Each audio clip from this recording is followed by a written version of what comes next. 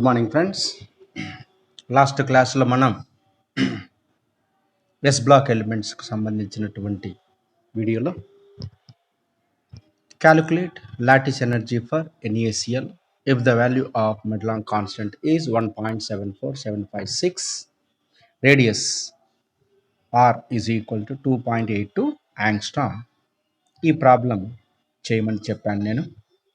So మనం second video S block సంబంధించిన second వీడియోను మనం ఇక్కడి నుంచి ప్రారంభిద్దాం.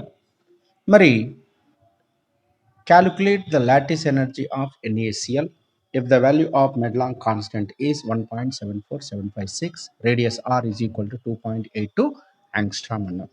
మరి దీన్ని చేయడానికి మనకు ఫార్ములా ఉంది. సో రేడియస్ను మనం క్యాలిక్యులేట్ చేయడానికి ఈ ఫార్ములా ఉంది. ఈ ఫార్ములాను ఉపయోగించి మనం అన్నిటినీ సబ్స్టిట్యూట్ చేసినట్లయితే మనకి వాల్యూ అనేది వస్తుంది. మరి ఇప్పుడు అన్నీ సబ్స్టిట్యూట్ చేద్దామా? చూడండి, ఇక్కడ మనకి ఇచ్చినటువంటి డేటా ప్రకారం ఇక్కడ n అంటే అవగాడ్రో నంబర్, a అంటే Madelung constant, z plus z minus అంటే charge of cation and charge of anion. Next E is nothing but charge of electron and 4 pi epsilon naught r. So n అనేది ఏంట్రా అంటే 1 minus 1 by n. n అనేది bond exponential factor that is equal to 8. ఎందుకు? Na plus Cl minus. Na plus అనేది ఏంట్రా అంటే nearest inert gas configuration అయినటువంటి నియాన్కు వస్తుంది కాబట్టి 7 plus next Cl minus argon కాబట్టి ఆర్గాన్కి సంబంధించిన n వాల్యూ 9 కాబట్టి 7 plus 9 by 2 that is equal to 8. So bond exponential value NaClకి ఎంత అంటే 8 కాబట్టి దాన్ని మనం ఇక్కడ సబ్స్టిట్యూట్ చేసాం.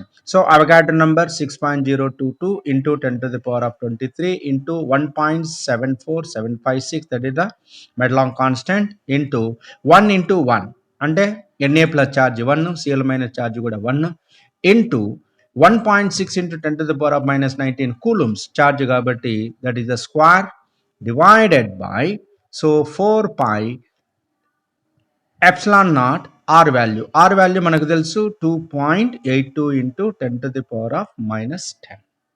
So 1 by epsilon naught value మనకు తెలుసు SI యూనిట్స్లో 9 ఇంటూ 10⁻9 అన్నాం కాబట్టి అది వేసాం. సో 1 మైనస్ 1 బై 8 దీనంతా మనం చేస్తే మనకి ఎంత వస్తుంది అంటే 750 kilo joules per mole. This is the value of lattice energy of NaCl. Next one, assuming that CaCl2 is linear, the potential energy for calcium chloride CaCl2 dash given length of calcium chloride is 5.6 angstrom. 5.6 angstrom. మరి calcium క్లోరైడ్లో ఉన్నటువంటి linear molecule అంటున్నాడు. మరి linear మాలిక్యూల్లో ఉన్నటువంటి potential energy calculate చేయమంటున్నాడు. మరి potential energy అన్నప్పుడు ఏమవుతుంది? Attraction force, some of the attraction force and repulsion forces of calcium chloride. So attraction repulsion forces చేస్తే మనకు పొటెన్షియల్ ఎనర్జీ అనేది వస్తుంది. సో రెండింటిని పొటెన్షియల్ ఎనర్జీ సమ్ చేస్తే అప్పుడు మనకు కాల్షియం క్లోరైడ్ యొక్క పొటెన్షియల్ ఎనర్జీ మనం క్యాల్కులేట్ చేయవచ్చు. చూద్దామా? రైట్. సో చూడండి, ఇక్కడ కాల్షియం క్లోరైడ్ అన్నాడు కాబట్టి CaCl2, yes this is the linear. So calcium plus 2 Cl minus okay. ఈ రెండింటి మధ్య ఉన్నటువంటి డిస్టెన్స్ 5.6 అయినప్పుడు ఈ కాల్షియంకి ఈ క్లోరిన్కి మధ్య డిస్టెన్స్ ఎంత వస్తుంది? 2.8.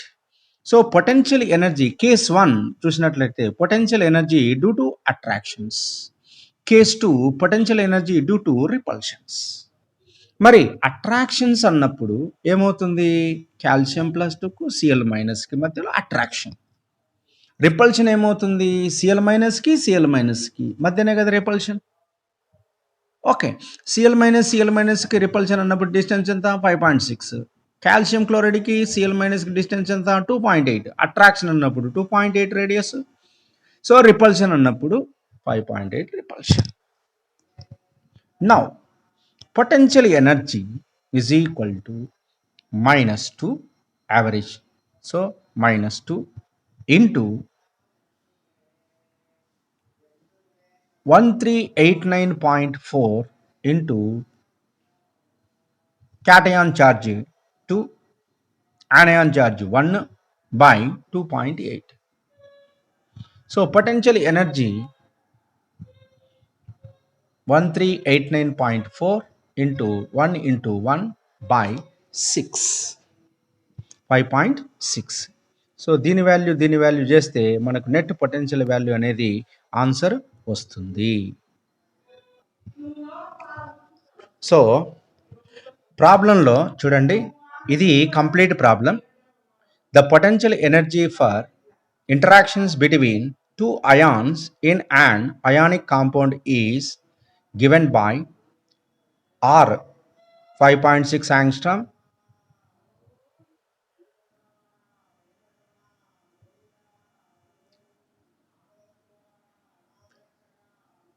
(1389.4 kilojoules per mole). Assuming that calcium chloride is linear, the potential energy for calcium chloride given length of calcium chloride is 5.6 angstrom. So ఇది కంప్లీట్ ప్రాబ్లం. ఓకే,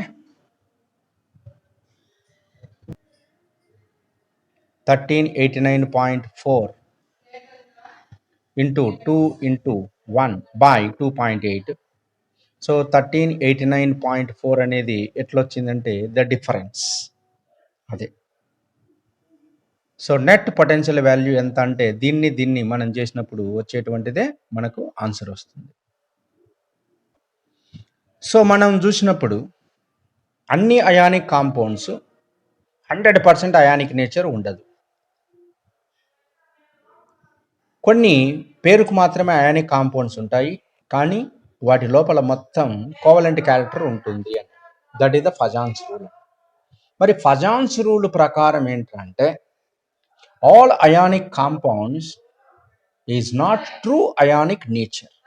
అన్ని అయానిక్ సమ్మేళనాలు మనం అనుకున్నట్లు 100% అయానిక్ నేచర్ ఉండదు.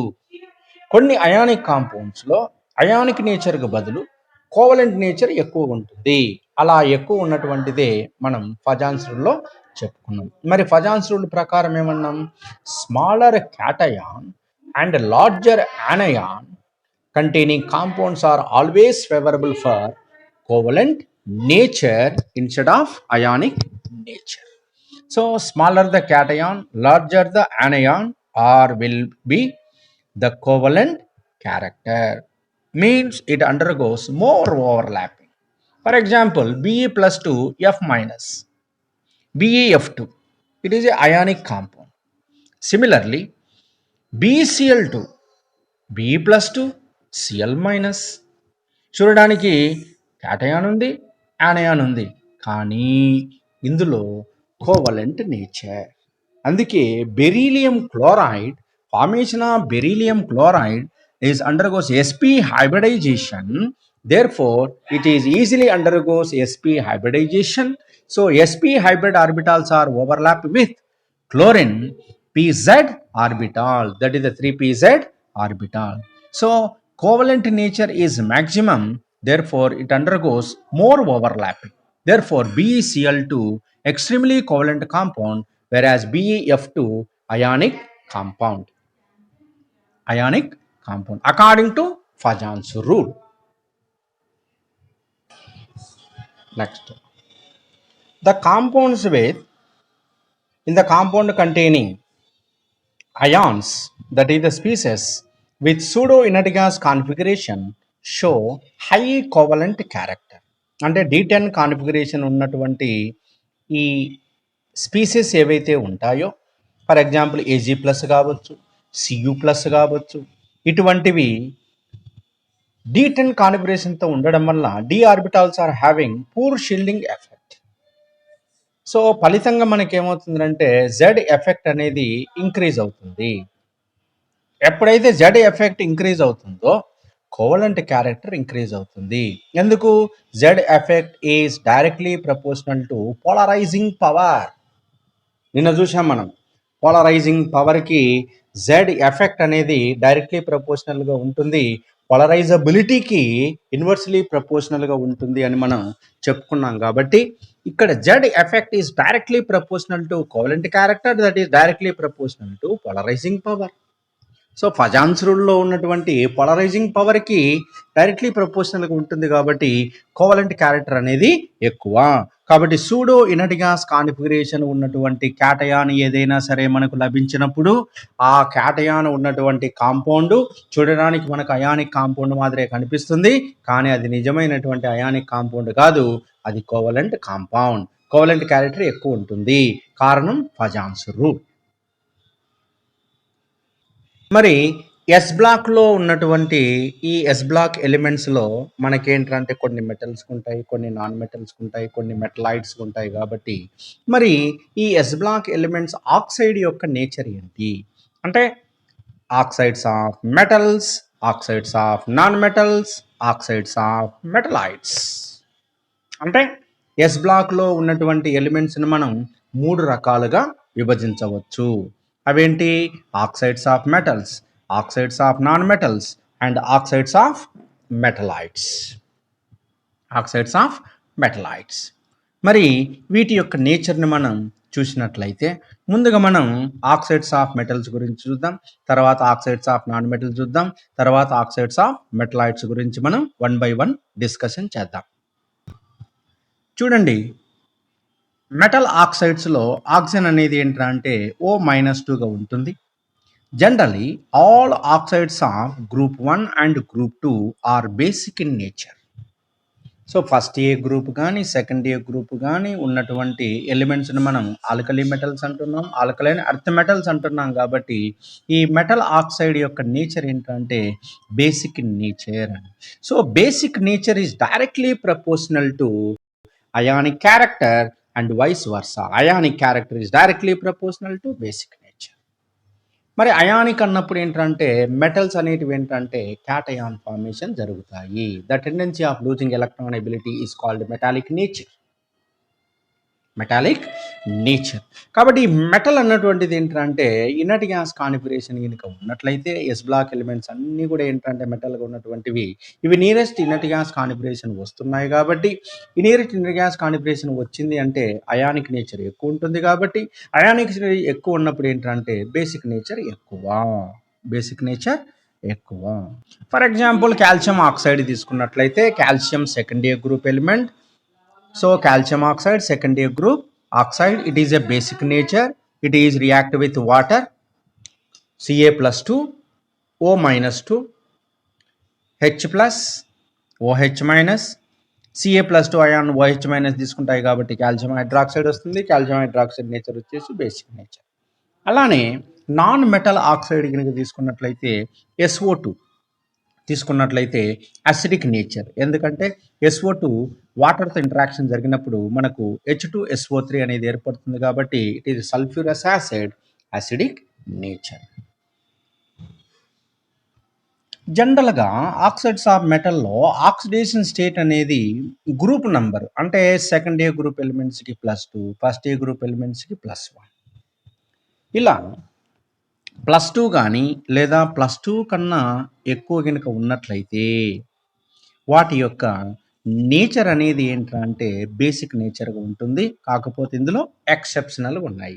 BeO, ZnO ఇవి రెండు కూడా ఏంటంటే ఆంఫటరిక్ ఇన్ నేచర్. అలానే ఆక్సిడేషన్ స్టేట్ +3 కనుక ఉన్నట్లయితే ఆంఫటరిక్ ఇన్ నేచర్. అంటే +2 కానీ +2 కన్నా తక్కువ. +1 ఉంది, sodium hydroxide basic nature. +2 calcium hydroxide. కానీ బెరీలియం జింక్కి +2 ఆక్సిడేషన్ స్టేట్ ఉంటే కూడా ఇవి బేసిక్ నేచర్ ఉండకుండా ఆంఫటరిక్ నేచర్ ఉన్నాయి. కాబట్టి ఇవి ఎక్సెప్షనల్ కాంపౌండ్స్. మరి ఆక్సిడేషన్ స్టేట్ +3 అన్నప్పుడు ఏంటంటే Al2O3 వస్తుంది. కాబట్టి ఇది ఆంఫటరిక్ నేచర్. ఇక +4 కన్నా ఎక్కువ కనుక ఉన్నట్లయితే అసిడిక్ ఆక్సైడ్స్ వస్తుంది. CrO3 +6 Mn2O7 plus 7, osmium tetroxide plus 8. ఇవేంటి +4 కన్నా ఎక్కువ ఆక్సిడేషన్ స్టేట్ ఉన్నాయి కాబట్టి వీటి యొక్క నేచర్ ఏంటంటే అసిడిక్ నేచర్ కిందకి వస్తుంది కాబట్టి ఈ ఆక్సైడ్లను మనం అసిడిక్ ఆక్సైడ్లుగా పేర్కొనవచ్చు. అలానే ఆక్సైడ్స్ ఆఫ్ నాన్ మెటల్స్ కనుక చూసుకున్నట్లయితే ఈ నాన్ మెటల్స్లో కొన్ని న్యూట్రల్ ఆక్సైడ్స్ ఉన్నాయి. ఒకటి ఏంటంటే CONO N2O. ఈ మూడు కూడా ఏంటంటే న్యూట్రల్ ఆక్సైడ్స్.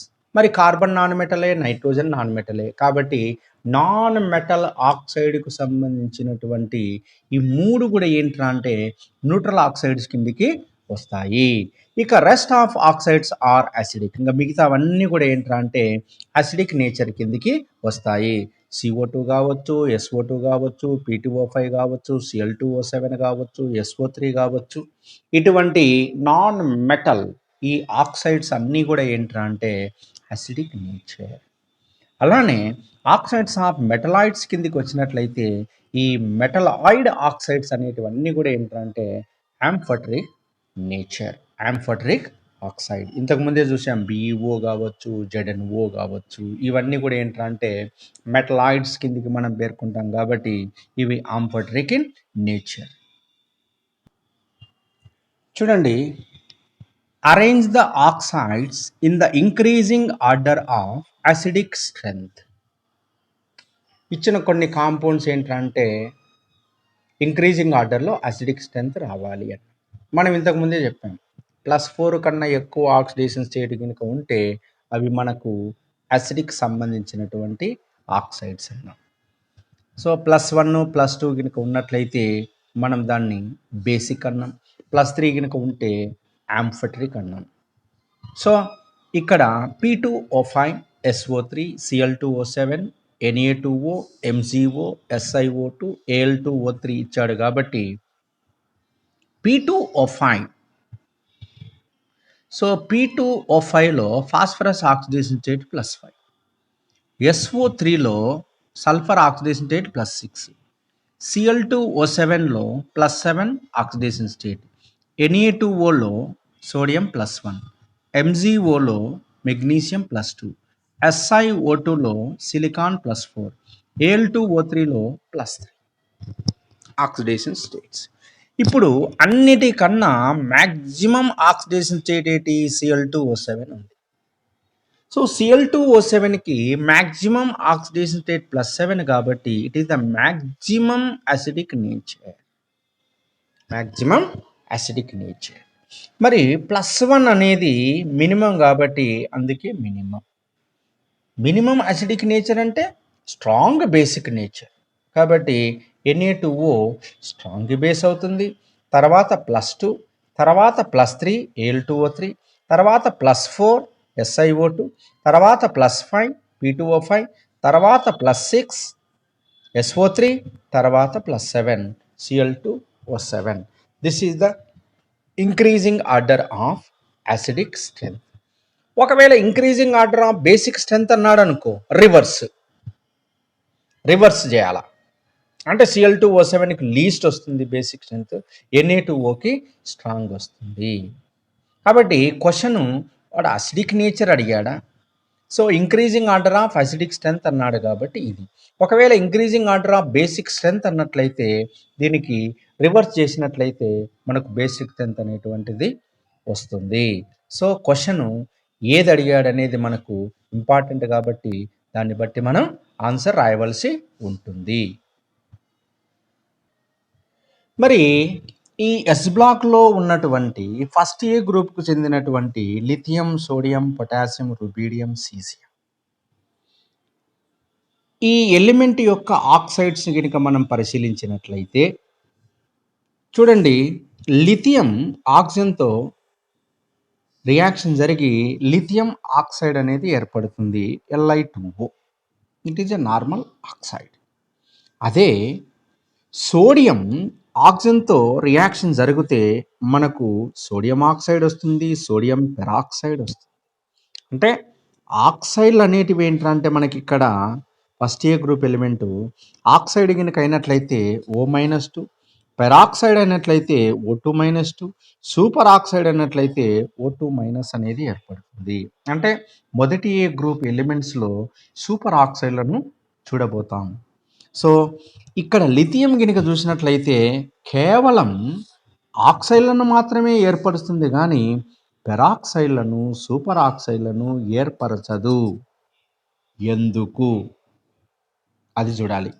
నెక్స్ట్ సోడియం దగ్గరికి వచ్చినట్లయితే సోడియం ఆక్సైడ్లను ఏర్పరుస్తుంది, పెరాక్సైడ్లను ఏర్పరుస్తుంది, కానీ సూపర్ ఆక్సైడ్లను ఏర్పరచలేదు. అంటే లిథియం దగ్గరికి వచ్చేసరికి ఏంటంటే పెరాక్సైడ్ లేదు, సూపర్ ఆక్సైడ్ లేదు. సోడియం దగ్గరికి వచ్చేసరికి ఏంటంటే పెరాక్సైడ్ ఉంది, సూపర్ ఆక్సైడ్ లేదు. అదే పొటాషియం దగ్గరికి వచ్చినట్లయితే పొటాషియం ఆక్సిజన్తో చర్య నుండి మనకు పొటాషియం సూపర్ ఆక్సైడ్లను ఏర్పరుస్తుంది. పొటాషియం సూపర్ ఆక్సైడ్, అలానే రుబీడియం కూడా సూపర్ ఆక్సైడ్లను ఏర్పరుస్తుంది, సీజియం కూడా సూపర్ ఆక్సైడ్లను ఏర్పరుస్తుంది. మరి పొటాషియం, రుబీడియం, సీజియంలు సూపర్ ఆక్సైడ్లు ఎందుకు ఏర్పరుస్తాయి? సోడియం సూపర్ ఆక్సైడ్ను ఎందుకు ఏర్పరచదు? అదేవిధంగా లిథియం దగ్గరికి వచ్చేసరికి ఏంటంటే లిథియం కేవలం ఆక్సైడ్లను మాత్రమే ఏర్పరుస్తుంది, పెరాక్సైడ్లను ఏర్పరచదు, సూపర్ ఆక్సైడ్లను ఏర్పరచదు. ఎందుకు ఏర్పరచదు? మరి లిథియం కేవలం ఆక్సైడ్లను మాత్రమే ఎందుకు ఏర్పరుస్తుంది? వీటి యొక్క వివరణ మనం ఇప్పుడు తెలుసుకుందాం.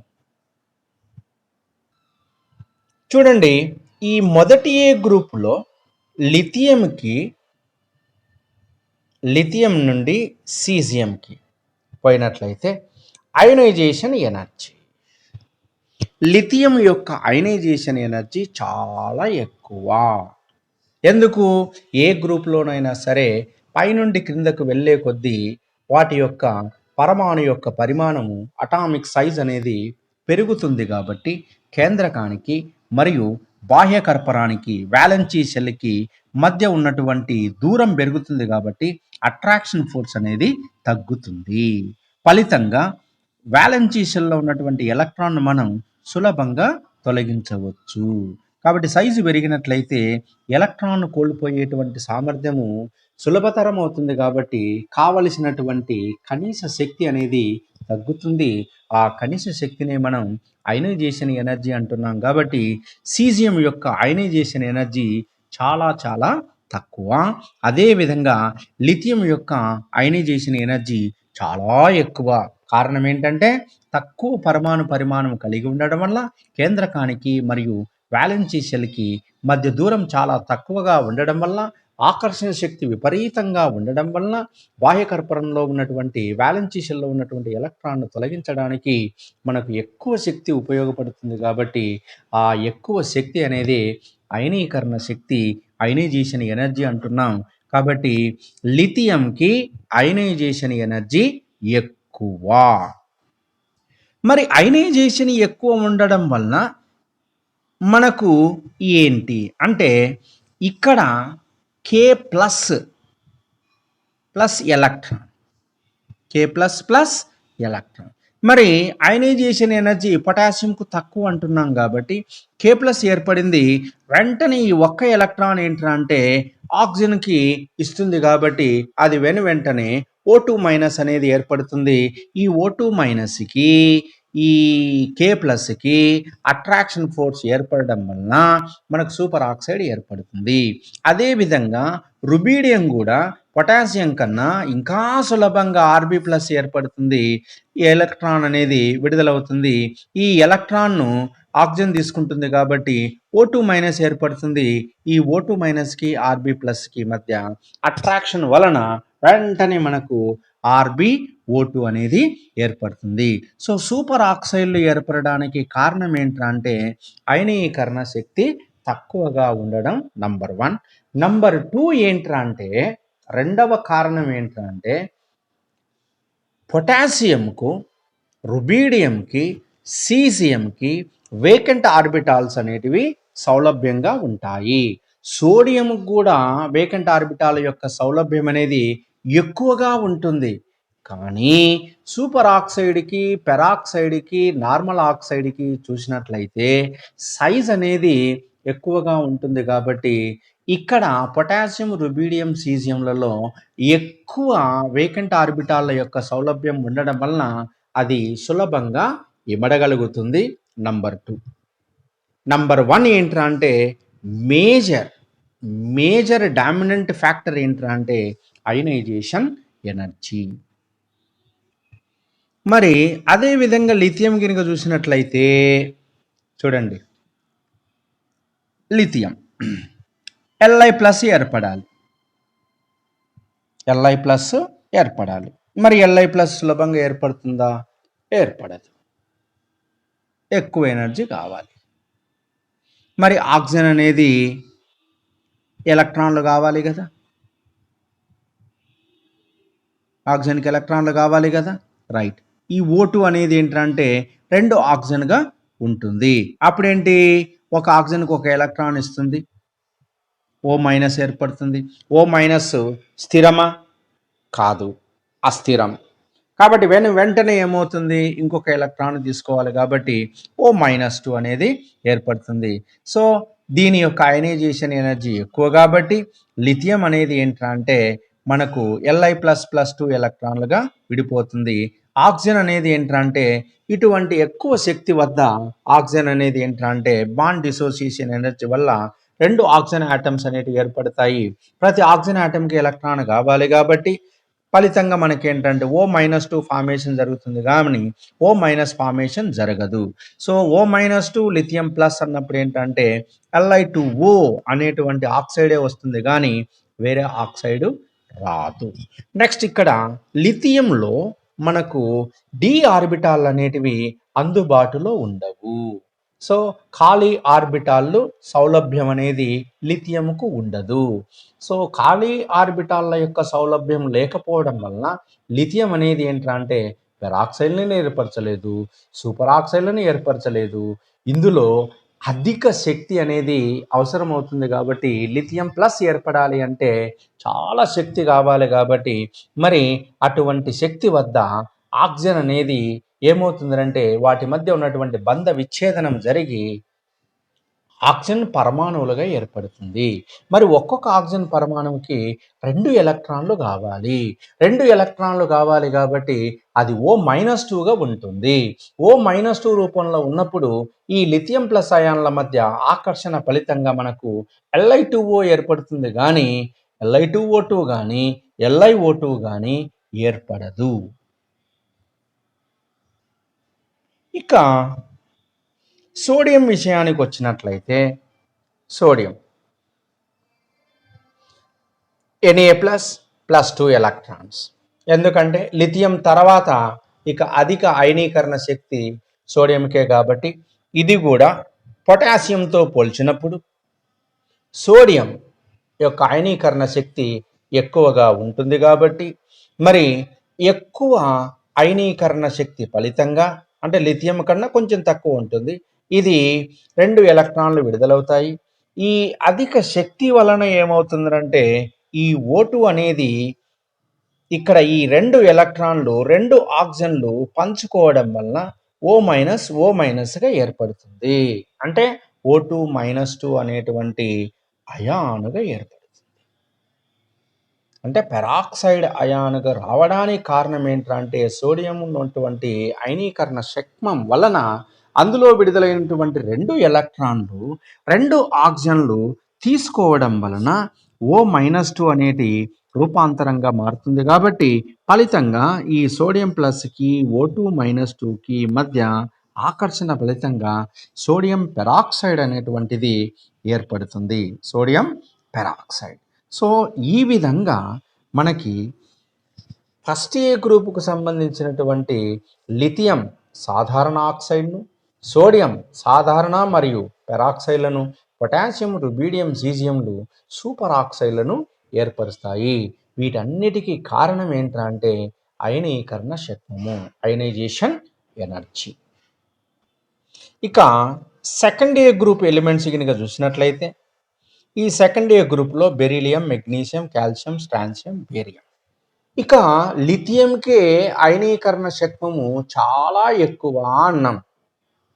మరి లిథియం కన్నా మొదటి ఏ గ్రూప్ మూలకాల కన్నా రెండవ గ్రూప్ మూలకాలకు ఐపీ వాల్యూలు ఎక్కువ. కారణం ఏంటంటే NS2 ఎలక్ట్రాన్లు కలిగి ఉండుట, అంటే పూర్తిగా నింపబడినటువంటి ఎస్ ఆర్బిటాళ్లతో ఎలక్ట్రాన్లను కలిగి ఉండుట, మొదటి ఏ గ్రూపు కన్నా తక్కువ పరమాణు పరిమాణము కలిగి ఉండుట. వెరసి ఈ సెకండ్ ఏ గ్రూప్ మూలకాలకి మొదటి ఏ గ్రూపు కన్నా అత్యధిక అయనీకరణ శక్మాలను కలిగి ఉంటాయి. ఐపీ వాల్యూలు ఎక్కువ ఏది సెకండ్ ఏకి. మరి ఐపీ వాల్యూలు ఎక్కువ ఉన్నప్పుడు మనకు సాధారణంగా నార్మల్ ఆక్సైడ్లు ఏర్పడతాయి. కాబట్టి ఈ మొదటి ఏ గ్రూప్తో పోల్చినప్పుడు రెండవ గ్రూప్ మూలకాలు సాధారణంగా నార్మల్ ఆక్సైడ్లని ఏర్పరుస్తాయి. కానీ బేరియం దగ్గరికి వచ్చేసరికి ఏంటంటే వీటి యొక్క పరమాణు పరిమాణం ఎక్కువగా ఉండడం వల్ల ఐపీ విలువ ఈ గ్రూప్ మూలకాలలో రెండవ గ్రూప్ మూలకాలలో పోల్చినప్పుడు దీనికి తక్కువగా ఉండడం వల్ల ఇది కొంతవరకు పెరాక్సైడ్లను ఏర్పరుస్తుంది, barium peroxide. So barium peroxide, barium oxide రెండింటిని కూడా ఏర్పరుస్తుంది. కానీ పెరాక్సైడ్ ఏర్పరిచేటువంటి సామర్థ్యం కూడా బేరియంకు ఉంటుంది, కానీ స్ట్రాన్షియంకు ఉండదు, కాల్షియంకు ఉండదు, మెగ్నీషియంకు ఉండదు, బెరీలియంకు ఉండదు. సో బెరీలియం, మెగ్నీషియం, కాల్షియం, స్ట్రాన్షియంలు ఇవన్నీ కూడా ఏంటంటే MO రకానికి చెందినటువంటి ఆక్సైడ్లను ఏర్పరుస్తాయి. BeO, MgO, CaO, SrO, BaO. Along with barium మాత్రం ఏంటంటే BaO2 ఏర్పడుతుంది, బేరియం పెరాక్సైడ్. నెక్స్ట్ మనం చర్చించవలసింది థర్మల్ స్టెబిలిటీ. ఇది చాలా ఇంపార్టెంట్, థర్మల్ స్టెబిలిటీ. ఇందులో ఏంట్రా అంటే బైనరీ కాంపౌండ్స్ ఉంటాయి, పాలిమరిక్ కాంపౌండ్స్ ఉంటాయి. మరి ఫర్ బైనరీ కాంపౌండ్స్ కనుక చూసినట్లయితే అంటే contains elementary ions, elemental ions మాత్రమే ఉంటాయి. అంటే N-3, O-2, Cl-, Br-, ఇలా ఎలిమెంటల్గా ఉన్నటువంటి anions, elemental anions. So for binary compounds అంటే ఒక క్యాటయాన్ ఉంటుంది, ఒక యానయాన్ ఉంటుంది. ఈ క్యాటయాన్లు కానీ యానయాన్లు కానీ ఇవన్నీ కూడా ఏంటంటే ఎలిమెంటల్ స్పీసెస్గానే ఉండాలి. So N-3, O-2, Cl-, Br-, దీన్ని మనం ఎలిమెంటల్ యానయాన్స్ అంటాం. అలా విధంగా CO3-2 ఇలా ఉంది అనుకోండి, దాన్ని మనం ఎలిమెంటల్ అన్నాం. ఎందుకంటే ఒక కార్బన్ అనేటువంటి ఎలిమెంట్, ఒక ఆక్సిజన్ అనేటువంటి ఎలిమెంట్, ఆక్సిజన్ కూడా 3 ఆక్సిజన్లతో కలిసి ఉంది కాబట్టి దాన్ని మనం పాలిమెరిక్ యానయాన్ అంటాం, కానీ ఎలిమెంటల్ యానయాన్ అనము. కాబట్టి ఎలిమెంటల్ యానయాన్ కనుక చూసినట్లయితే ఉన్నటువంటి కాంపౌండ్స్ని మనం బైనరీ కాంపౌండ్స్ అంటాం. ఇందులో డిసైడింగ్ ఫ్యాక్టర్ ఏంట్రా అంటే inter ionic distance. Interionic distance, ఈ ఇంటర్ అయానిక్ డిస్టెన్స్ అనేది ఏంటంటే థర్మల్ స్టెబిలిటీని చెబుతుంది. చూడండి, larger the inter ionic distance,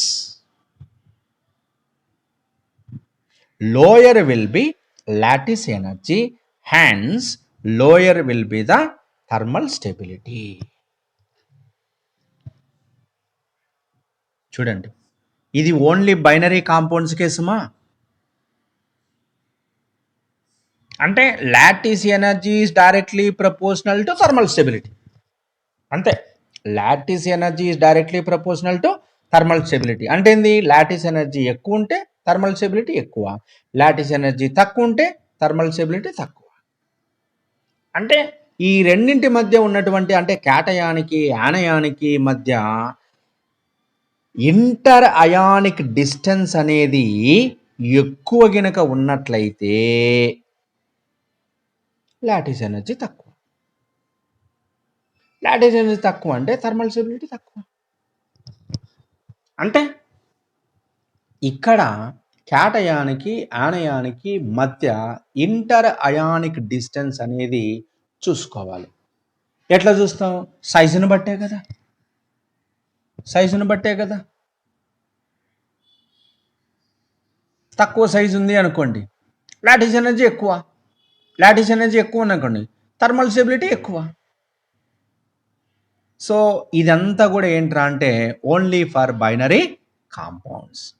ఇప్పుడు మనం కొన్ని ఎగ్జాంపుల్స్ చేస్తే అప్పుడు మనకు క్లియర్గా అర్థమవుతుంది. చూద్దామా మరి ఎగ్జాంపుల్స్?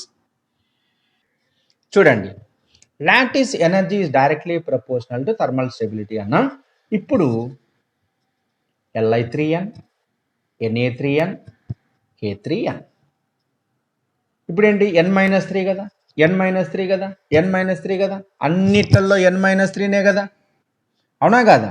n-3, n-3, n-3 అన్నిట్లలో ఎలిమెంటరీ యానయాన్ ఉంది. ఇప్పుడు క్యాటయాన్ గినక చూసినట్లయితే ఒక దాంట్లో లిథియం, ఒక దాంట్లో సోడియం, ఒక దాంట్లో పొటాషియం. ఇప్పుడు చూడండి, పొటాషియం సైజు ఎక్కువ. మరి ఎక్కువ అన్నప్పుడు ఇంటర్ అయానిక్ డిస్టెన్స్ కూడా ఎక్కువే కదా. మరి ఇంటర్ అయానిక్ డిస్టెన్స్ ఎక్కువ ఉన్నప్పుడు లాటిస్ ఎనర్జీ తక్కువ కదా. లాటిస్ ఎనర్జీ తక్కువ ఉన్నప్పుడు థర్మల్ స్టెబిలిటీ తక్కువ కదా. కాబట్టి K3n అనేది థర్మల్ స్టెబిలిటీ తక్కువ ఉంటుంది. అదేవిధంగా లిథియం గినక చూసినట్లయితే స్మాలర్ క్యాటయాన్. మరి స్మాలర్ క్యాటయాన్ అన్నప్పుడు తక్కువ సైజు కదా. తక్కువ సైజు అన్నప్పుడు ఈ క్యాటయానికి ఆనయానికి మధ్య ఉన్నటువంటి ఇంటర్ అయానిక్ డిస్టెన్స్ కూడా తక్కువ కదా. మరి ఇంటర్ అయానిక్ డిస్టెన్స్ తక్కువ అన్నప్పుడు లాటిస్ ఎనర్జీ ఏమవుతుంది? ఎక్కువ కదా. మరి లాటిస్ ఎనర్జీ ఎక్కువ ఉన్నప్పుడు థర్మల్ స్టెబిలిటీ ఎక్కువ కదా. కాబట్టి ఇది అదేవిధంగా ఆక్సైడ్ కనుక చూసినట్లయితే చూడండి, lithium, sodium, potassium, rubidium, caesium. Okay, caesium larger atomic size కాబట్టి అన్నిట్లలో ఆక్సిజనే ఆనయాన్. అది కూడా ఏంటి? ఎలిమెంటరీ. So elementary యానయాన్. ఇటువంటి ఎలిమెంటరీ యానయాన్లో ఈ బైనరీ కాంపౌండ్లో మరి డిస్టెన్స్ ఇది ఎక్కువ కాబట్టి లాటిస్ ఎనర్జీ తక్కువ. లాటిస్ ఎనర్జీ తక్కువ కాబట్టి థర్మల్ స్టెబిలిటీ తక్కువ. కాబట్టి లిథియం ఆక్సైడ్ థర్మల్ స్టెబిలిటీ ఎక్కువ, సీజియం ఆక్సైడ్ థర్మల్ స్టెబిలిటీ తక్కువ.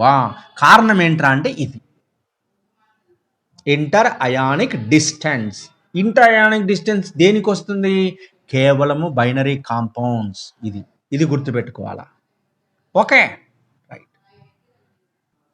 అలానే హ్యాలైడ్ కనుక చూసినట్లయితే second A group halide, beryllium halide, magnesium halide, calcium halide, strontium halide, barium halide. Beryllium smaller size, interionic distance తక్కువ, lattice energy ఎక్కువ కాబట్టి more stable. X minus అంటున్నాం కదా, Cl minus కదా, బిఆర్ మైనస్ కదా, F minus కదా, elementary anion కదా. కాబట్టి ఇది కూడా బైనరీ కాంపౌండ్సే. ఇక ఎలిమెంటరీ కాకుండా for compounds containing polyatomic anions అంటే carbonate, phosphate, sulphate, nitrate, hydroxide, oxalate, peroxide, superoxide, ఇవి చూసినట్లయితే ఇవి పాలీ అటామిక్ యానయాన్స్ కిందికి వస్తాయి. మరి ఇక్కడ డిసైడింగ్ ఫ్యాక్టర్ ఏదిరా అంటే ఎఫిషియన్సీ ప్యాకింగ్. అంటే ఎఫిషియంట్ ప్యాకింగ్. Efficient packing. ఇక్కడ ఎఫిషియంట్ ప్యాకింగ్ అంటే ఏంటి అంటే అందులో ఉన్నటువంటి క్యాటయాను, యానయాను రెండూ కూడా వాటి మధ్య ప్యాకేజ్ అనేది ఎఫిషియంట్గా ఉండాలి. ఎఫిషియంట్గా ఉండాలి అంటే దీన్ని ఒక మంచి ఎగ్జాంపుల్తో చూద్దాం. చూడండి, ఇది యానయాన్ అనుకున్నట్లయితే పాలీ అటామిక్ యానయాన్ కాబట్టి ఇవి పెద్దగా ఉంటాయి. ఇవి పెద్దగా ఉన్నటువంటి యానయాను ఈ చిన్నగా ఉన్నటువంటి క్యాటయాన్ కనుక ఉన్నట్లయితే దీన్ని నాన్ ఎఫిషియన్సీ అంటారు. Non efficiency. మరి ఎఫిషియన్సీ అంటే ఏంటి? ఈ పాలీ అటామిక్ యానయాను, క్యాటయాను రెండు కూడా ఇంచుమించు రమారమి ఒకే సైజులో కనుక ఉండి ప్యాకేజ్ కనుక ఉన్నట్లయితే దాన్ని మనం ఎఫిషియెంట్ ప్యాకేజ్ అంటాం. ఎఫిషియెంట్ ప్యాకేజ్ అంటాం. చూడండి, down the group the thermal stability increases for polyatomic anions. గ్రూపులో పైనుండి క్రిందకు థర్మల్ స్టెబిలిటీ అనేది పెరుగుతుంది. ఎందుకు? గ్రూపులో ఎప్పటికే కానీ మొదటి ఎలిమెంటు సైజ్ తక్కువ ఉంటుంది. మరి సైజ్ తక్కువ అన్నప్పుడు ఈ యానయాన్ ఏమో పాలీ అటామిక్స్ నేచర్లో ఉంది కాబట్టి దీని సైజు విపరీతంగా ఉంటుంది. మరి ఫస్ట్ ఎలిమెంట్ గ్రూప్లో ఉన్నటువంటి ఫస్ట్ ఎలిమెంటు సైజు క్యాటయాన్ తక్కువ ఉంటుంది, ఈ యానయాన్ ఏమో ఎక్కువ ఉంటుంది కాబట్టి అది ప్యాకేజీ ఎఫిషియన్సీగా ఉంటుందా? ఉండదు, నాన్ ఎఫిషియన్సీగా ఉంటుంది. కాబట్టి గ్రూప్లో పైనుండి కిందకు వచ్చేసరికి ఏమవుతుందంటే క్యాటయాన్ సైజు పెరుగుతుంది, ఈ పాలీ అటామిక్ యానయాన్ సైజు కూడా ఎక్కువగా ఉంటుంది. కాబట్టి టాప్ టు బాటమ్ ఏమవుతుంది అంటే ఈ ఎఫిషియన్సీ నేచర్ అనేది పెరుగుతుంది. కాబట్టి down the group the thermal stability increases for polyatomic anions due to the efficiency package nature increases. ఇప్పుడు చూడండి, ఇది ఇప్పుడు మనకు అసలైనటువంటి లిథియం నుండి సీజియంకి ఆక్సైడ్లు గినుక ఉన్నట్లయితే ఆక్సైడ్ల యొక్క స్టెబిలిటీ దేన్ని బట్టి తెలుస్తుందిరా అంటే మనకి ఎలిమెంటరీ యానయాన్ రూపంలో తెలుస్తుంది. ఇక్కడ పాలీ అటామిక్ అయినటువంటి కార్బొనేట్ గినుక చూసినట్లయితే lithium carbonate, sodium carbonate, potassium carbonate, rubidium carbonate, caesium carbonate తీసుకున్నట్లయితే సీజియం కార్బొనేట్ థర్మల్ స్టెబిలిటీ ఎక్కువ, లిథియం కార్బొనేట్ థర్మల్ స్టెబిలిటీ తక్కువ. ఎందుకంటే లిథియం కార్బొనేట్లో లిథియం ప్లస్ అనేటువంటిది ఏంటంటే స్మాలర్ క్యాటయాన్, CO3-2 అనేది లార్జర్ యానయాన్. మరి లార్జర్ యానయానికి స్మాలర్ క్యాటయానికి మధ్య ఎఫిషియన్సీ ప్యాకేజ్ అనేది ఎక్కువగా ఉండదు. It is non efficiency package. Non efficiency package అన్నప్పుడు థర్మల్ స్టెబిలిటీ తక్కువ. అదే సీజియం కార్బొనేట్కి వచ్చేసరికి ఏంటంటే caesium plus larger cation, CO3-2 larger యానయాన్, రెండు లార్జర్ కాబట్టి ప్యాకేజ్ అనేది ఎలా ఉంటుందంటే చాలా ఎఫిషియన్సీగా ఉంటుంది. ఎస్, ఇప్పుడు చూడండి, చిన్న పిల్లోడు ఉంటాడు, పెద్దవాడు ఉంటాడు, వాళ్ళ ఇద్దరి మధ్యన పోటీ ఆసక్తికరంగా ఉంటుందా? ఉండదు. ఎందుకు? పెద్దోడు కదరా, చిన్న పిల్లోడిని ఈజీగా కొట్టేస్తాడంట, అవునా కదా? అదే పెద్దవాడు ఇద్దరు కూడా సమవుజ్యులైనట్లయితే అప్పుడు ఏమవుతుంది? ఫైటింగ్ బాగుంటుంది. ఇక్కడ కూడా ఏంట్రా అంటే లిథియం కార్బొనేట్ సీజియం కార్బొనేట్ కనుక సీజియం కార్బొనేట్ క్యాటయాను యానయాను రెండు కూడా రమారమి ఒకే సైజులో ఉంటాయి కాబట్టి వాటి మధ్య ప్యాకేజ్ ఎఫిషియన్సీ అనేది ఎక్కువ ఉంటుంది కాబట్టి థర్మల్ స్టెబిలిటీ ఎక్కువ.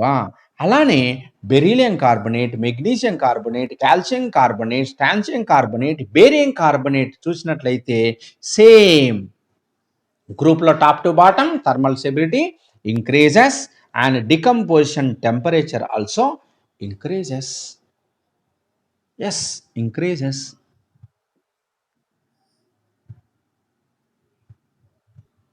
Next, alane lithium chlorate, sodium chlorate, potassium chlorate, rubidium chlorate, cesium chlorate గనుక చూసినట్లయితే cesium chlorate యొక్క థర్మల్ స్టెబిలిటీ ఎక్కువ, లిథియం క్లోరైడ్ థర్మల్ స్టెబిలిటీ చాలా చాలా తక్కువ. Next one solubility in water.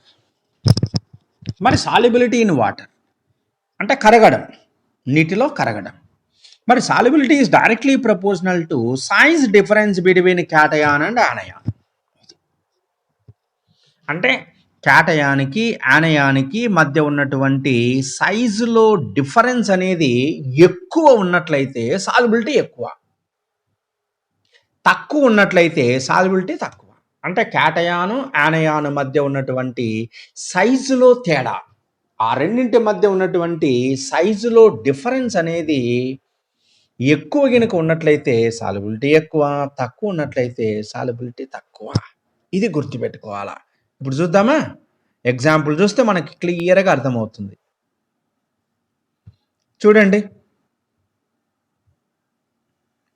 Lithium chloride, sodium chloride, potassium chloride, rubidium chloride, caesium chloride.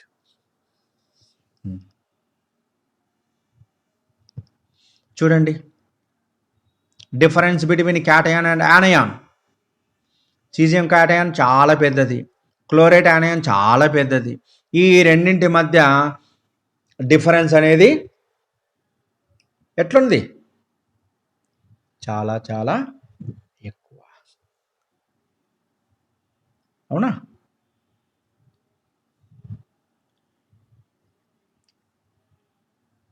Okay, ఇక్కడ చూడు, ఇక్కడ చూడండి, ఇక్కడ చూడండి, ఇక్కడ చూడండి. చూడు, క్యాటయాన్ యానయాన్ అన్నాం. క్యాటయాన్ ఏమో పెద్దది, యానయాన్ కూడా పెద్దది, రెండు పెద్దవి. ఇప్పుడు చూడండి, క్యాటయాన్ చిన్నది, యానయాన్ చాలా పెద్దది. మరి డిఫరెన్స్ ఎక్కువనే కదా. చిన్న క్యాటయానికి పెద్ద యానయానికి మధ్య ఏమవుతుంది? డిస్టెన్స్ అనేది చాలా ఎక్కువ ఉంది, కాబట్టి సాల్యుబిలిటీ ఎక్కువ. అలానే sodium nitrate, lithium nitrate, sodium nitrate, potassium nitrate, rubidium nitrate, caesium nitrate. Same ఇక్కడ లిథియం ప్లస్ చాలా చిన్నది, ఇది చాలా పెద్దది. అప్పుడేంటి? డిస్టెన్స్ అనేది మనకు చాలా ఎక్కువ అవుతుంది. సో క్యాటయాన్ అండ్ యానయాన్ రెండింటి మధ్య డిఫరెన్స్ అనేది చాలా ఎక్కువ ఉండాలా? డిఫరెన్స్ ఎక్కువ ఉండాలి. అంటే ఒకటి చిన్నోడు ఒకటి పెద్దోడు కనుక ఉన్నట్లయితే వాటి మధ్య తేడా అనేది చాలా ఎక్కువగా ఉంటుంది, కాబట్టి సాల్యుబిలిటీ ఎక్కువ. ఇక చాలా ఇంపార్టెంట్ ఏంటంటే iodide. So sodium iodide, lithium iodide, potassium iodide, rubidium iodide, caesium iodide.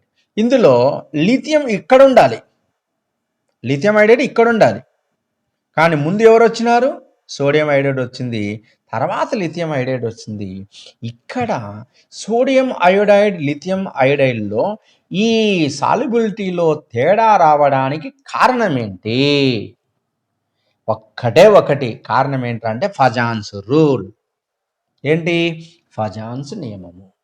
మరి లిథియం అయోడైడ్లో ఏంటంటే స్మాలర్ క్యాటయాన్ లార్జర్ యానయాన్ అన్నప్పుడు ఏమవుతుందంటే పోలరైజింగ్ పవర్ అనేది వస్తుంది. పోలరైజబిలిటీ, అయోడైడ్ అయాన్ ఏంటంటే పోలరైజబిలిటీ, లిథియం ప్లస్ అయిన పోలరైజింగ్ పవర్. కాబట్టి ఆ నెగటివ్ ఛార్జ్ ఎలక్ట్రాన్ డెన్సిటీని ఏంటంటే తన వైపుకు తీసుకుంటుంది, కాబట్టి అక్కడ కోవలెంట్ క్యారెక్టర్ ఏర్పడుతుంది. మరి సాల్యుబిలిటీ అయానిక్ కాంపౌండ్కి ఎక్కువ ఉంటుందా, కోవలెంట్ కాంపౌండ్కి ఎక్కువ ఉంటుందా? Ionic compound. కాబట్టి లిథియం అయోడైడ్ అనేది కోవలెంట్ నేచర్గా ఉంటుంది, సోడియం అయోడైడ్ అయానిక్ నేచర్ ఉంటుంది. కాబట్టి సోడియం అయోడైడ్ సాల్యుబిలిటీ ఎక్కువ, లిథియం అయోడైడ్కి సాల్యుబిలిటీ తక్కువ. ఇక్కడ ఫజాన్స్ నియమం అనేది వస్తుంది. అందువలన ఇక్కడ మనకు ఆర్డర్ అనేది ఈ విధంగా ఉంటుంది. చూడండి, lithium plus highly polarized, the I minus ion. So covalent character increases, ionic character decreases. ఇంతకుముందు చెప్పింది ఫజాన్స్ రూల్. అర్థమైంది అనుకుంటా. రైట్. నెక్స్ట్ హాలైడ్ల యొక్క సాల్యుబిలిటీ కనుక తీసుకున్నట్లయితే చూడండి, లిథియం బ్రోమైడ్ కనుక తీసుకున్నట్లయితే లిథియం బ్రోమైడ్కి ఎక్కువ ఉంటుంది సాల్యుబిలిటీ. తర్వాత sodium bromide, potassium bromide, rubidium bromide, caesium bromide. Okay, bromine అనేది లార్జర్ యానయాన్ కాబట్టి, లిథియం ప్లస్ స్మాలర్ కాబట్టి రెండింటి మధ్య డిఫరెన్స్ అనేది చాలా ఎక్కువగా ఉంటుంది, కాబట్టి సాల్యుబిలిటీ ఎక్కువ. ఇక ఫ్లోరైడ్లు తీసుకున్నట్లయితే ఫ్లోరైడ్, ఎస్, ఫ్లోరైడ్ తీసుకున్నట్లయితే లిథియం ఫ్లోరైడ్కి అనూహ్యంగా తక్కువ అయిపోతుంది. ఎందుకు? రెండు చిన్నవే కదా, రెండు చిన్నవే కదా. లిథియం క్యాటయాన్ చిన్నదే, ఫ్లోరైడ్ యానయాన్ కూడా చిన్నదే. కాబట్టి వీటి మధ్య డిఫరెన్స్ అనేది పెద్దగా ఉండదు. అదే సీజియం ఫ్లోరైడ్ కనుక చూస్తే సీజియం క్యాటయాన్ పెద్దది, ఫ్లోరైడ్ యానయాన్ చిన్నది. చూడు, ఇంతకుముందు వాటిలో అంతా కూడా ఏంటంటే లిథియం క్యాటయాన్ చిన్నది, యానయాన్ పెద్దది. ఇక్కడ ఏంటంటే ఉల్టా, యానయాన్ చిన్నది, క్యాటయాన్ పెద్దది. ఏదైతేనేమి ఒకటి చిన్నది ఒకటి పెద్దది ఉన్నట్లయితే వాటి మధ్య తేడా అనేది డిఫరెన్స్ అనేది ఎక్కువ ఉంటుంది. ఎక్కువ డిఫరెన్స్ కనుక ఉంటే సాల్యుబిలిటీ ఎక్కువ. కాబట్టి సీజియం ఫ్లోరైడ్కి ఎక్కువ, లిథియం ఫ్లోరైడ్కి తక్కువ. ఈ ఫ్లోరైడ్ది చాలా చాలా ఇంపార్టెంట్, అయోడైడ్ది చాలా చాలా ఇంపార్టెంట్. ఈ రెండు గుర్తుపెట్టుకోవాలి. ఓకే. ఇక అతి ముఖ్యమైనటువంటిది క్లోరైడ్లు కనుక చూసినట్లయితే లిథియం క్లోరైడ్కి సాల్యుబిలిటీ ఎక్కువ, తర్వాత సోడియం క్లోరైడ్ ఉండదు, తర్వాత సీజియం క్లోరైడ్, తర్వాత రుబీడియం క్లోరైడ్, తర్వాత సోడియం క్లోరైడ్, తర్వాత పొటాషియం క్లోరైడ్. అన్నిటికన్నా లీస్ట్ పొటాషియం క్లోరైడ్కి ఉంటుంది. It is the based on experimental data. Experimental data ప్రకారం ఈ క్లోరైడ్ల యొక్క డేటా ఈ విధంగా ఉంది. సో లిథియం క్లోరైడ్కి హైయెస్ట్గా ఉంటుంది. ఓకే. తర్వాత సోడియం రాదండి, సీజియం వస్తుంది, తర్వాత రుబీడియం వస్తుంది, తర్వాత సోడియం, లీస్ట్లో పొటాషియం క్లోరైడ్ వస్తుంది. It is the experimental data. ఈ ఆర్డర్ మాత్రం ఏంటంటే ఇది ఇంకొక ఎక్స్పెరిమెంటల్ డేటా ఇది రావడానికి కారణం ఏంటంటే క్రిస్టల్ లాటిస్. ఈ క్రిస్టల్ లాటిస్ స్ట్రక్చర్లు కావడం వలన సోడియం క్లోరైడ్ పొటాషియం క్లోరైడ్ రెండు కూడా ఏంటంటే ఎఫ్సిసి క్రిస్టల్ లాటిస్ స్ట్రక్చర్లో ఉండడం, మిగతావి బాడీ సెంటర్డ్ క్రిస్టల్ లాటిస్ స్ట్రక్చర్లో ఉండడం. అలానే లిథియం క్లోరైడ్కి వచ్చేసరికి ఏంటంటే డిఫరెన్స్, క్యాటయాన్ యానయాన్ డిఫరెన్స్ అనేది అనూహ్యంగా దానికి ఎక్కువగా ఉండడం వలన ఆ ఫ్యాక్టర్ వల్ల దానికి ఎక్కువ ఉంటుంది. ఈ సీజియం రుబీడియం క్లోరైడ్ ఏంటంటే ఈ క్రిస్టల్ లాటిస్ స్ట్రక్చర్లో బీసీసీ క్రిస్టల్ లాటిస్ ఉండడం వలన వాటి మధ్య సాల్యుబిలిటీ అనేది ఎక్కువగా ఉంటుంది. BCC crystal lattice structure. FCC crystal lattice స్ట్రక్చర్లో ప్యాకేజ్ ఎఫిషియన్సీ అనేది మనకు అక్కడ అనూహ్యంగా ఏంటంటే ఫోర్స్ ఆఫ్ అట్రాక్షన్ అనేది ఎక్కువగా ఉండడం వలన సాల్యుబిలిటీ అనేది దానికి కొంచెం తక్కువగా ఉంటుంది. ఇక ఫస్ట్ ఏ గ్రూప్ కార్బనేట్లు lithium carbonate, sodium carbonate, potassium carbonate, rubidium carbonate, caesium కార్బనేట్కి ఎక్కువ ఉంటుంది సాల్యుబిలిటీ.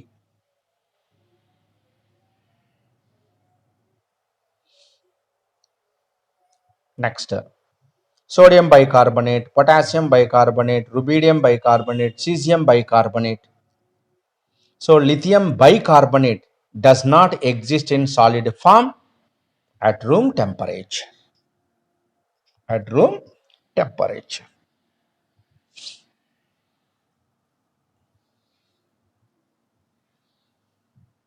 ఓకే. ఇక సెకండ్ ఏ గ్రూప్ తీసుకున్నట్లయితే beryllium sulphate, magnesium sulphate, calcium sulphate, strontium sulphate, barium sulphate. Same order for carbonate కూడా ఒకటే order. అదేవిధంగా halide కనుక చూసినట్లయితే క్లోరైడ్, బ్రోమైడ్, అయోడైడ్, వీటినే చూసుకోవాలా. Beryllium, chloride, bromide, iodide. బెరీలియంకి ఎక్కువ, మెగ్నీషియం కొంచెం తక్కువ, కాల్షియంకి తక్కువ, స్ట్రాన్షియంకి ఇంకా తక్కువ, బేరియంకి ఇంకా తక్కువ.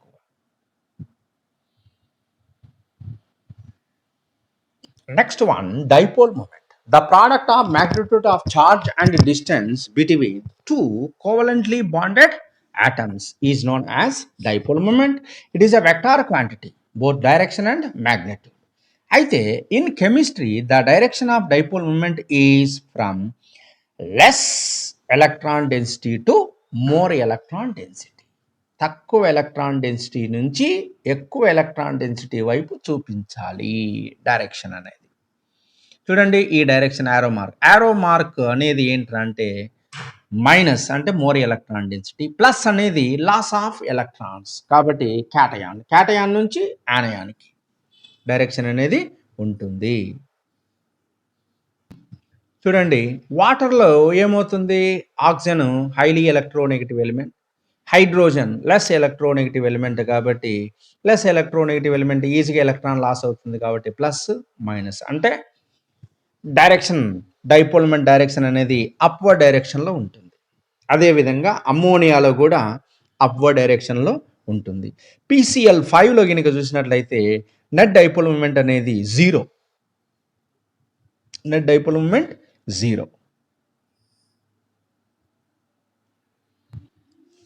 ఇక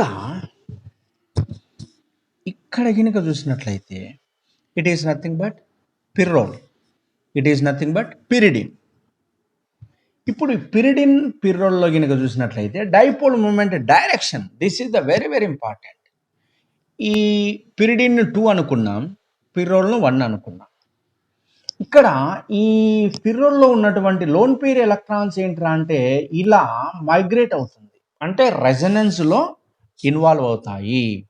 రెజనెన్స్లో ఎప్పుడైతే ఇన్వాల్వ్ అవుతుందో ఇక్కడ ఏమవుతుంది అంటే హైడ్రోజన్ అనేది ఈ లెస్ ఎలక్ట్రోనెగటివిటీ కాబట్టి దీని డైరెక్షన్ అనేది ఈ విధంగా ఉంటుంది, అప్వర్డ్ డైరెక్షన్లో ఉంటుంది. అదే ఇక్కడ ఈ పిరిడిన్లో ఈ లోన్ పేర్ ఎలక్ట్రాన్స్ అనేది does not participate in the conjugation, does not participate in the conjugation. ఇక్కడ కాంజుగేషన్లో పార్టిసిపేట్ కావడానికి కారణం ఏంట్రా అంటే హైడ్రోజన్ ఉండడం వలన ఇది వీక్ ఎలక్ట్రోనెగటివిటీ కాబట్టి దీని ఎలక్ట్రాన్స్ అనేది నైట్రోజన్కి పోతుంది. నైట్రోజన్ లోన్ పేర్స్ ఏంటంటే ఈ విధంగా వస్తాయి, ఈ విధంగా వస్తాయి. అంటే నైట్రోజన్ మీద ప్లస్, హైడ్రోజన్ మీద ప్లస్, నైట్రోజన్ మీద మైనస్. కానీ ఇక్కడ హైడ్రోజన్ లేదు కదా, కాబట్టి ఈ లోన్ పేర్ ఎలక్ట్రాన్స్ అనేటివి ఏంట్రా అంటే ఇలానే రెజనెన్స్ కిందికి వచ్చేస్తాయి. కాబట్టి ఇక్కడ డైపోల్ మూమెంట్ డైరెక్షన్ ఏంట్రా అంటే డౌన్వర్డ్గా ఉంటుంది, ఇదేంట్రా అంటే అప్వర్డ్గా ఉంటుంది. ఇలా ఉంటే అప్, ఇలా ఉంటే డౌన్. కాబట్టి పిరిడిన్లో does not participate in the conjugation, conjugation participate కావడం లేదు కాబట్టి డౌన్వర్డ్లో ఉంటుంది. చూడండి ఇక్కడ పై బాండ్ అన్నప్పుడు ఏంట్రా అంటే ఈ రెండింటి మధ్య ఓవర్లాప్, లేటర్లో ఓవర్లాప్. కానీ ఇక్కడ ఉన్నటువంటిది చూడు, నైట్రోజన్లో ఉన్నటువంటి అన్పెయిడ్ ఎలక్ట్రాన్ ఆర్బిటాల్ ఈ డైరెక్షన్లో ఉంది కాబట్టి there is no conjugation. So overlap అనేది ఇన్వాల్వ్ కాదు కాబట్టి ఇటువైపే వచ్చేస్తాయి. Okay, that is the mechanism. So ఇక్కడ ఏంటవుతుందంటే డైపోల్ మూమెంట్ దీనికి చాలా ఎక్కువ, హైయెస్ట్ డైపోల్ మూమెంట్ ఉన్నటువంటి మాలిక్యూల్ ఏంట్రా అంటే ఇది అలిన్ టైప్ ఉన్నటువంటి మాలిక్యూల్. ఇక్కడ చూడండి,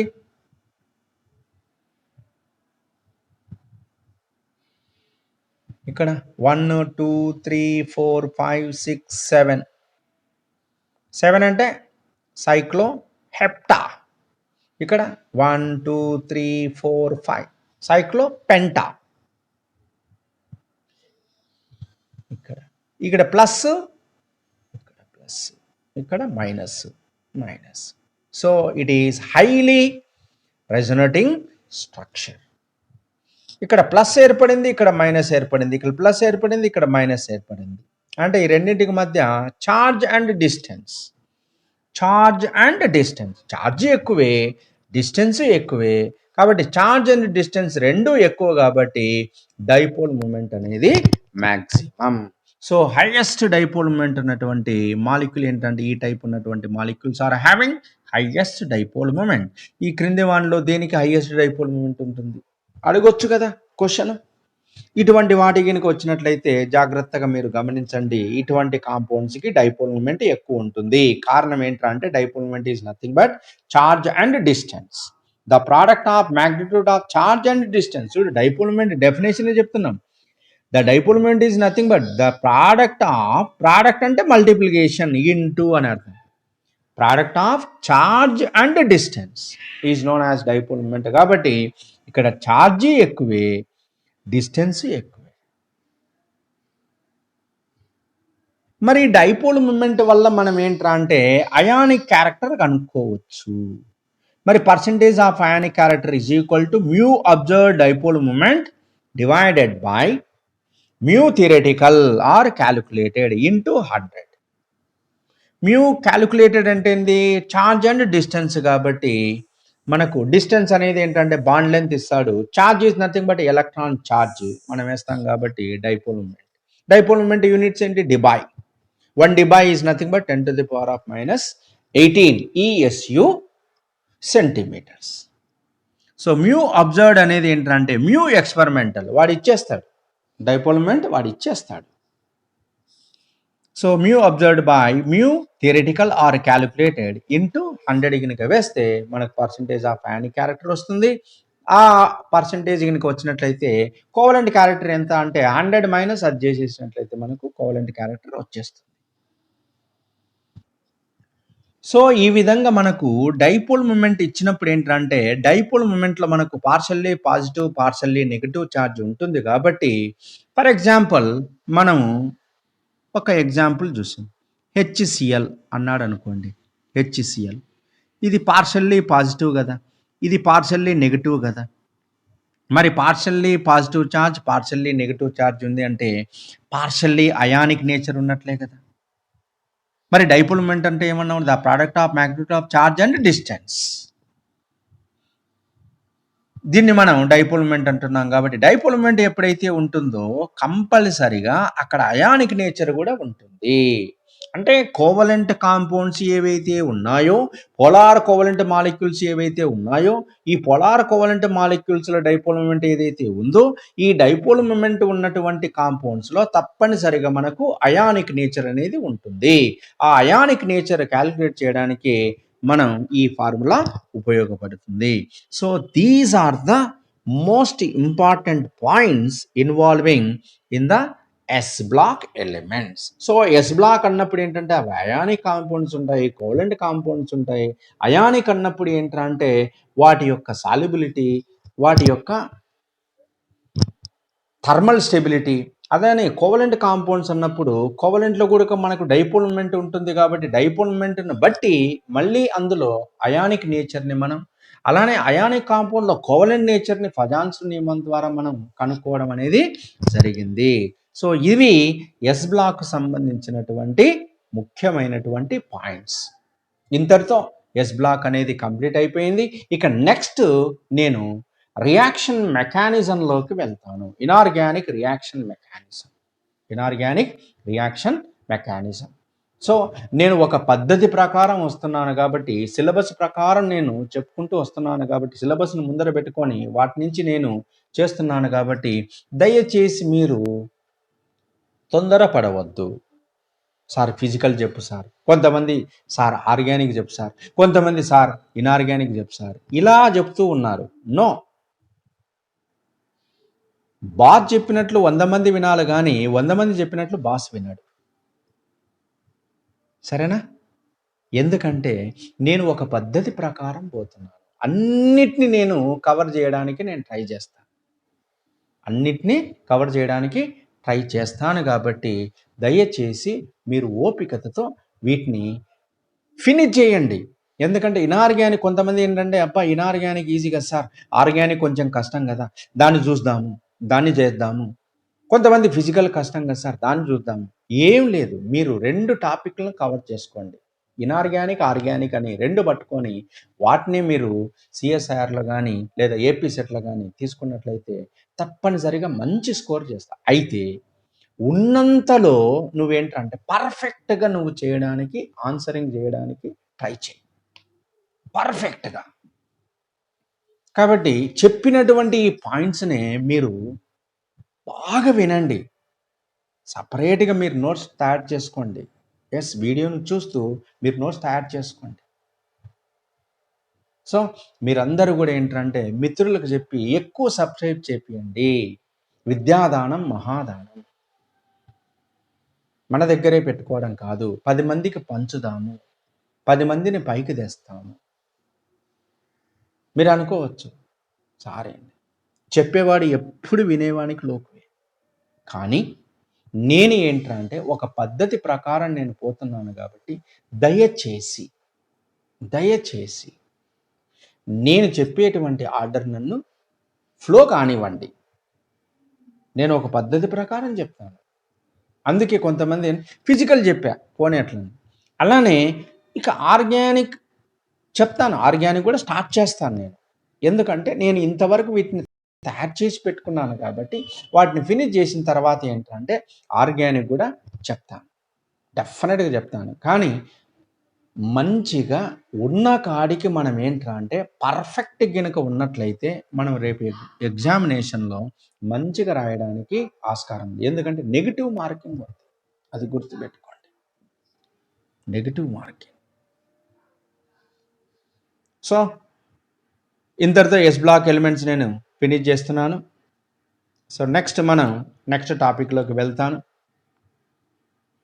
మీరు 10 మందికి మన మిత్రులకు చెప్పి ఎక్కువ మందిని సబ్స్క్రైబ్ చేయడానికి ట్రై చేయండి. నేను చేపిస్తున్నాను. చాలామంది నేను చేపించి చాలామంది పిల్లలకి చెప్పి నేను చేపిస్తున్నాను. సో మీరు కూడా ఏంట్రా అంటే చేపించండి. ఎందుకంటే 10 మందికి మనం పంచుదాం అంతే. ప్రతి వీడియోలో కూడా నేను ఈ మాటలు చెప్తూ ఉన్నాను. మీరు పాటించండి. 10 మందికి దీన్ని చేరవేయండి. సబ్స్క్రైబ్ చేయించండి. కెమిస్ట్రీని ఆదరించండి. ప్రతి ఒక్కరు కూడా పైకి రావాలి. సర్వేజన సుఖినో భవంతు.